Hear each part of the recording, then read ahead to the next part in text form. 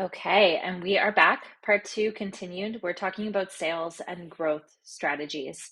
So, in this section, we're going to be talking about taking the business model that you have, what's on the menu, what's for sale, and thinking about what strategies we're putting in motion to attract more customers, to build, get that know, like, and trust factor with our ideal clients and where we're going to put our time and energy when it comes to marketing and sales initiatives and campaigns and things like that that are really going to help you grow your business and meet those sales targets that you have. So this section is really about who are you selling to and where and how are you selling it. I'm not going to spend too much time on who you're selling to because you know your ideal customer. And hopefully, that worksheet that I gave you before about mapping out your customer journey has been supportive for you for thinking about all the different levels of where you're speaking to your customer and all the different things that you're offering along their journey. And then it's always great to, to revisit who is that ideal customer? What are their current desires? Has that changed and shifted in this current climate? What are they really desiring? What do they need? What problems do they need solved? And is your messaging, is it matching that? Do we need to recalibrate at all? But we're always keeping a finger on a pulse of that because it really helps drive our marketing message and builds that know, like, and trust with our customer all the time. And so sometimes that's in an evolution, and these quarterly planning sessions are a great time to come back to the table and revisit these things and have discussions inside your team and your organization and look at your marketing and when you're going through that audit about what's working and what's not working, it's a really powerful place to make some shifts. So, who are you selling to? Where and how are you selling it? So, what are the channels and the methods? And then, how are you growing? So, what's the plan? What's the plan in place for growth? Everyone wants to grow, but what is the plan? And I love looking at what's already working and then really looking at, how do we focus more time and energy there? How do we turn up the dial on what already is working? And then maybe how do we release and let go some of the things that are not working? Or, if we're thinking about bringing something else into the mix, a new platform, a new campaign, a new something really challenging and saying, is that the best use of time and energy? There are a lot of amazing platforms out there. And a lot of different ways to reach your customer, whether it be social media, Instagram, TikTok, podcasts, video, so many different things. And we really have to check in and say, where is our customer? Are they really hanging out there? Is that where they're making buying decisions? Is that where they're connecting with us? What is it that they're hoping to receive from that type of platform? And how do they interact with that? And then also, always looking and saying, how much time and energy are we putting into something? And are we getting an ROI out of it? And then what are we good at? And what are we able to be consistent with, right? I see a lot of entrepreneurs and people that they get kind of stuck in their own way on not posting or not being consistent with social, and it's because they are trying to do something that feels inauthentic or just out of the realm of their comfort zone. And so I always say, pick something that you feel that feels good for you, and that's where you're going to thrive. Not just trends, not just jumping on the TikTok bandwagon because that's what's everyone doing, and you think that you need to do dancing videos in order to sell. Like, you need to do dancing videos in order to sell, because you do not. Whatever feels the most authentic to you and is going to allow you to be the most consistent, that is going to be how you actually really build trust, and consistency is the key. So if you're really good at writing, choose something that allows you to write. If you're really good at on video, then choose video. If your voice is the way that you like to deliver, let's choose voice. If visuals are your jam, then cool, let's dial up your strengths. I really believe in dialing up your strengths before we try and strengthen weaknesses. It's going to feel more fun and easeful for you. So, also, what got you here won't get you there. So, sometimes we need to look at success and say, well, what has been successful so far? And sometimes that success gets us to a certain point, and then we say, we've hit a wall and we need to get to the next level. And we're always thinking about that, what got us to a certain milestone might not be the thing that we need to get to the next level. And so looking at that too, like if you've hit a certain ceiling or have plateaued in your marketing, your growth, your sales, it might be time to shake it up and add something new and try something new and think about, how do you get more visibility? How do you get more conversations? How do you build more relationships? And those relationships are going to hopefully end up in more conversations, and more conversations can open up more opportunities for some sales for you. So always looking at those things, and then double down on what's working. I already said that, but I think this is really key. This is why success is important to study. This is why it's important to have scorecards in your business. This is why it's important to look at the numbers and the data and look at the story that those numbers are telling you, and stay curious about them. So, I have one particular client, and as I can give an example with this right now, we've been working together on their growth and marketing strategy. And a few people on their marketing team want to build YouTube videos, and they want to tell the brand story. They want to be interviewing different people in the industry.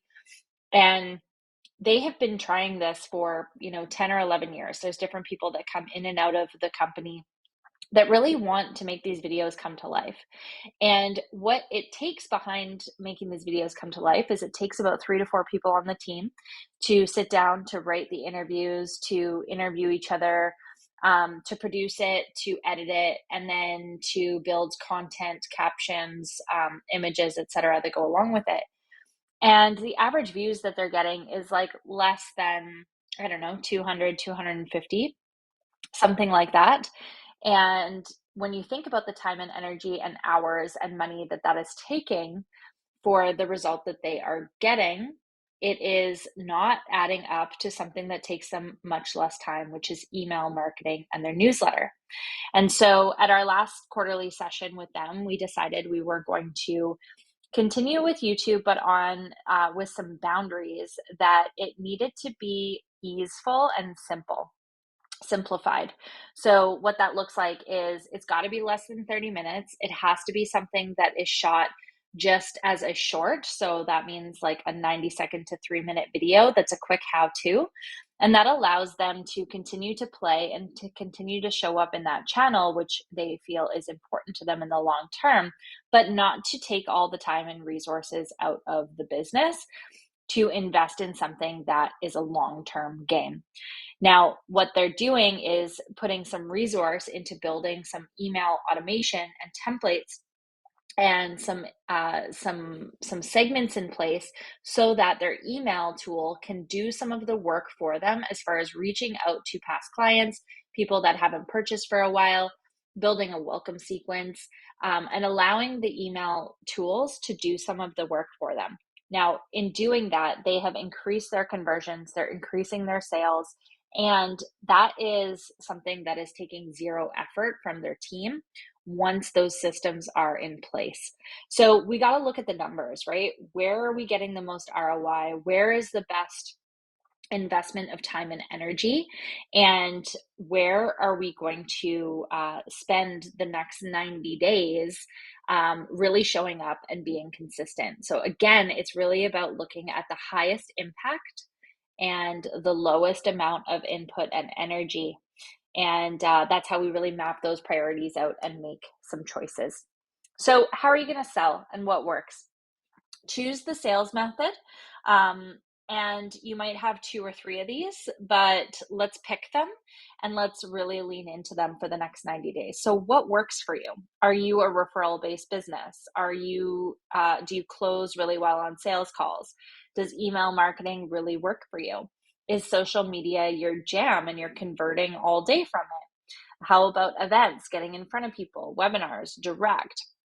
What are the numbers telling us? What data do you have right now? And if you don't have any data in place right now, that is okay. We're going to create some benchmarks for you as of today. And even if those benchmarks are zero, meaning we're starting today and saying we don't know what happened last month or that last quarter, we're going to start tracking today. And it's going to be so much more powerful for the rest of the year when you come back and look at this quarter and say, okay, now we have something we can track from and we can actually measure. Did our efforts match the did it match the input that we put? Did we really get an ROI from that? And that'll help guide your decisions going forward. So no worries if you're starting from no numbers, but going forward we're gonna look at those numbers and let them tell a story and help us guide our decisions going forward. So what you focus on grows. So choosing those sales methods, choose a maximum of 3. Explore how you can intentionally grow your pipeline and attract potential clients. Look at what needs to be true to, if referrals, as an example, is what's really working for you. How do you build a better system for your referrals? Can you automate some of that? Can you start adding things on your email signature, as an example, that you value referrals? And here's a quick link on how to do that.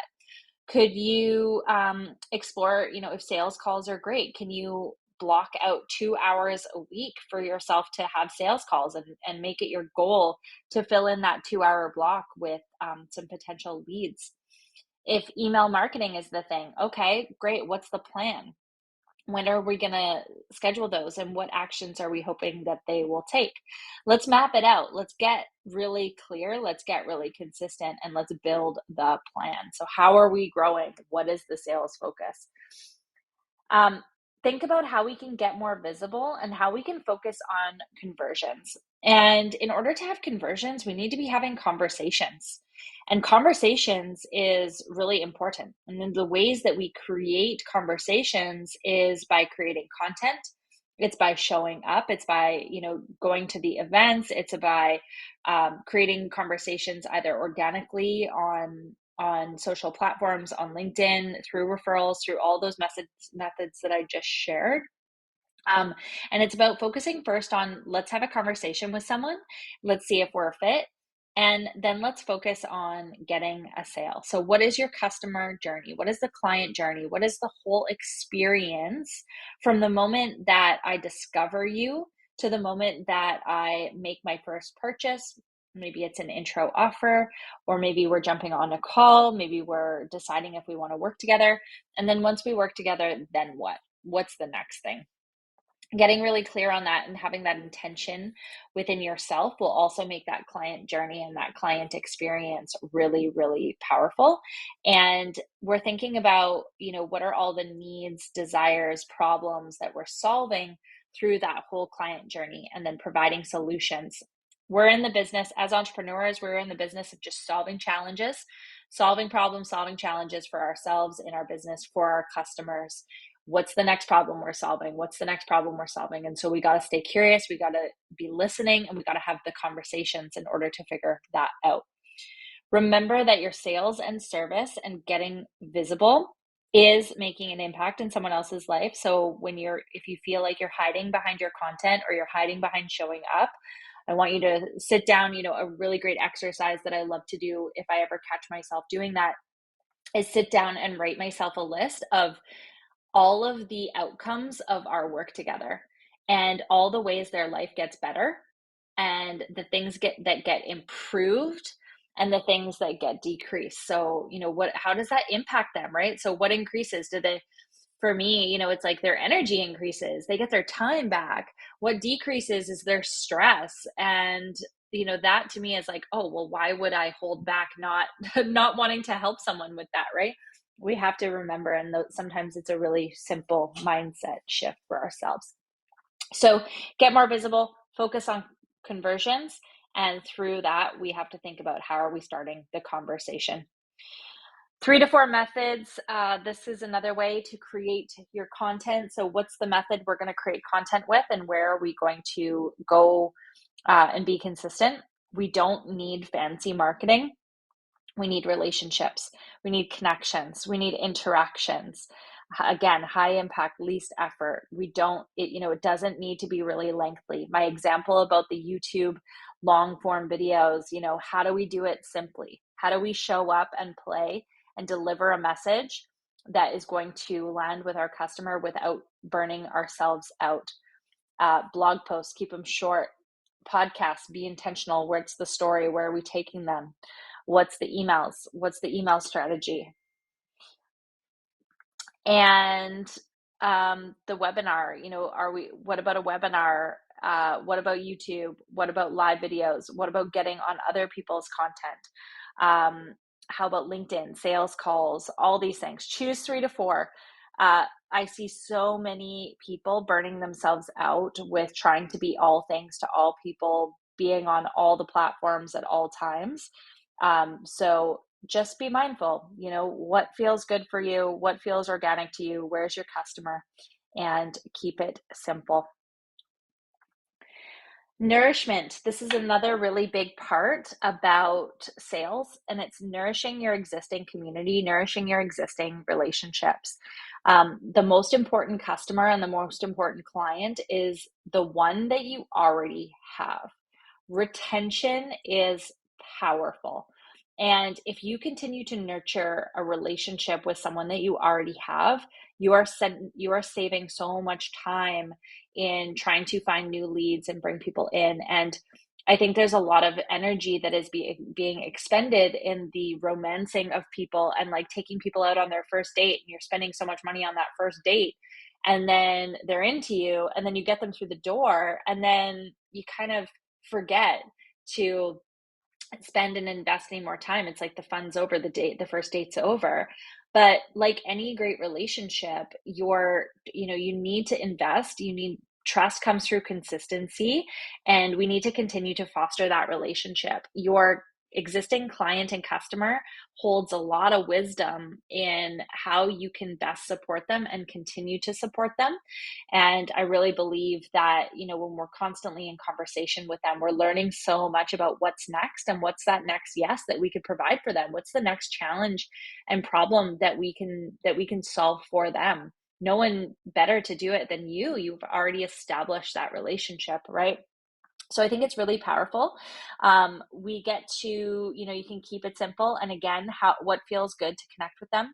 You might have some documented onboarding processes. You might have ways that you're keeping in contact with your customers, whether that's on their special birthdays or their anniversary and having a relationship with you, or you might do something where you're bringing all your clients or customers together, whether that's every quarter, every month, what's maybe you're sending something in the mail, you're sending out surveys. There's so many ways for this, but how are you doing it, right? Just think about how you're filling the cup of your existing community.